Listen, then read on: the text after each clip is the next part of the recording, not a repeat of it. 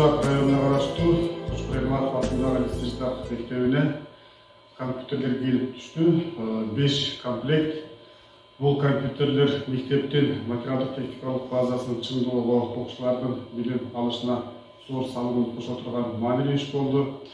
Бул компьютерлердин келип калышынан Жогорку кеңештин депутаты Тазабек Икрамович Икрамов жана билим берүү министри Кадырбек Топашевич Иманалиевдин кошкон салымы өтө маанилүү болду. Жалпы ушул мектептин коллективинин, мектептин окуучуларынын, ушул биздин мектептин ата-энелеринин атынан сиздерге ыраазычылык билдиремин. Бул мектеп интернат, жатак мектеп болгондуктан бул жерде социалдык коргоо муктаж үй бүлөлөрдүн балдары негизинен жатып окуган балдар. Ошондуктан ушундай балдарга кам көргөнүңүздөр үчүн дагы бир жолу ыраазычылык билдирем.